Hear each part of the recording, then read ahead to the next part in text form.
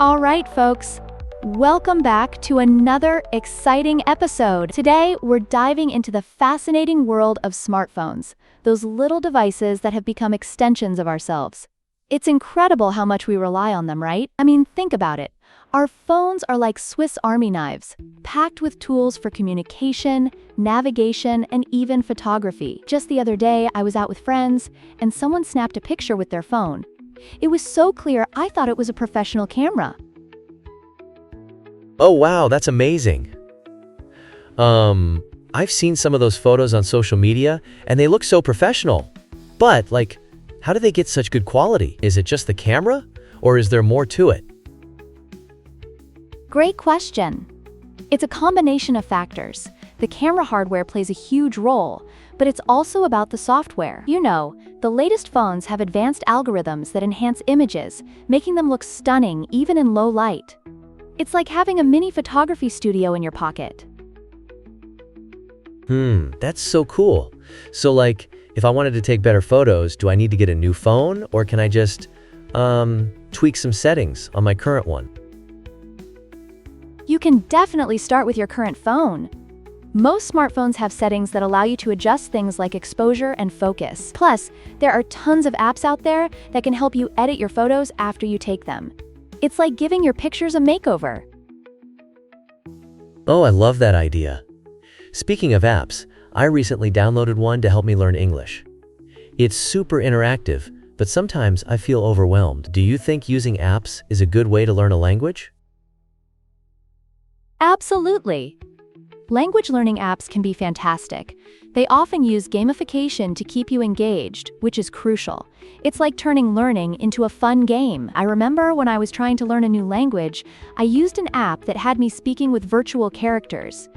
It felt like I was in a video game.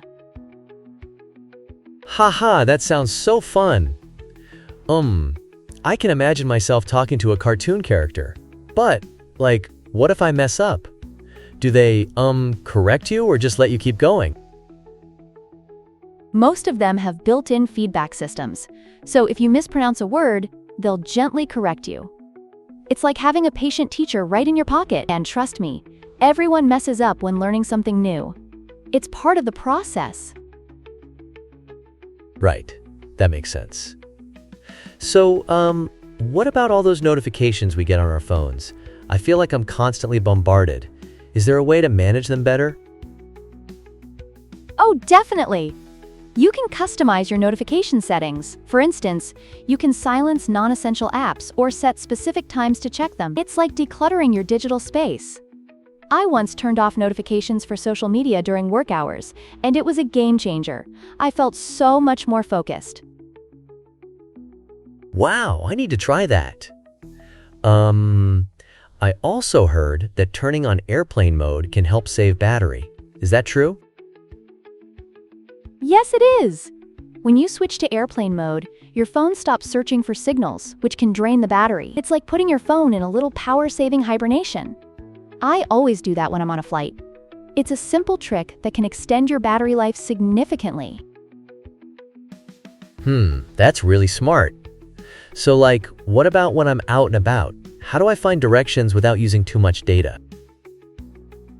Great point. You can download maps for offline use. Most navigation apps allow you to save areas for later. It's like having a paper map, but way cooler. I did this on a recent road trip, and it saved me a ton of data. Plus, I could still find my way even in areas with poor reception. Oh, that's so handy. I always get lost in new places. I also heard about using the fingerprint sensor or face recognition to unlock your phone. Is that really secure? Yes, it can be quite secure. Fingerprint sensors and face recognition add an extra layer of security. It's like having a secret handshake with your phone. Just make sure to set it up properly. I remember when I first got my phone with face recognition, I was amazed at how quickly it unlocked. It felt like I was in a sci-fi movie. Haha, I love that. So, what's the deal with SIM cards?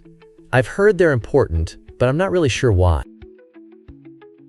SIM cards are essential because they connect your phone to your carrier's network. Think of it as your phone's ID card. Without it, your phone can't make calls or access mobile data. I once had to switch SIM cards when I traveled abroad, and it was a bit of a hassle, but it allowed me to stay connected without incurring crazy roaming charges. Oh man, that sounds like a lifesaver. I've also noticed my phone running out of storage space. Is there a way to manage that without deleting all my photos? Absolutely. You can back up your photos to cloud storage. It's like having a digital attic where you can store all your memories without cluttering your phone. I do this regularly, and it gives me peace of mind knowing my photos are safe and I have more space for new ones. Wow, that's such a good idea. I need to get on that. I feel like I'm learning so much today. That's what it's all about.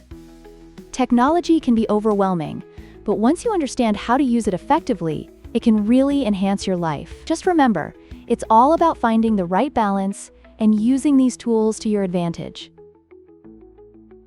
Right. I'm definitely going to try some of these tips. Thanks for sharing all this knowledge. Anytime. Let's keep exploring this tech world together. There's always something new to learn.